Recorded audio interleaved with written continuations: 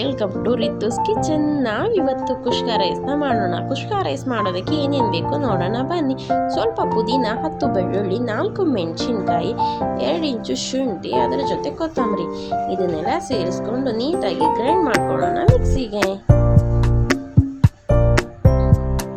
ನೀಟಾಗಿ ಗ್ರೈಂಡ್ ಮಾಡ್ಕೊಂಡ್ಮೇಲೆ 1 ಕಪ್ ತಗೊಂಡು ಆ ಕಪ್ಪಲ್ಲಿ ರುಬ್ಕೊಂಡಿರೋ ಪೇಸ್ಟನ್ನು ತೆಗೆದಿಟ್ಕೊಳ್ಳೋಣ. 1 ಪ್ಯಾನ್ ಇಟ್ಟು ಅದಕ್ಕೆ ಸ್ವಲ್ಪ ಬಟರ್ ಹಾಕಿ 2 ಸ್ಪೂನ್ಸ್ ಆಯಿಲ್ ಹಾಕೊಳ್ಳೋಣ.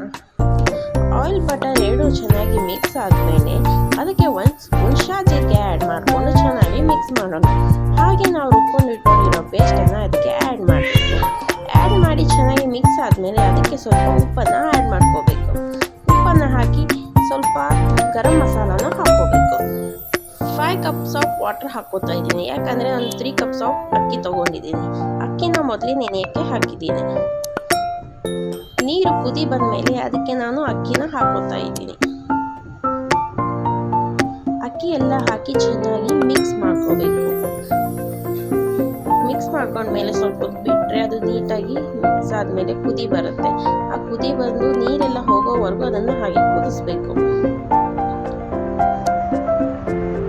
ನೀರೆಲ್ಲ ಹೋದ್ಮೇಲೆ ಪ್ಲೇಟನ್ನು ಕ್ಲೋಸ್ ಮಾಡಿ ಲೋ ಫ್ಲೇಮ್ನಲ್ಲಿ 10 ಮಿನಿಟ್ಸ್ ಕುಕ್ ಆಗೋದಕ್ಕೆ ಬಿಡಬೇಕು.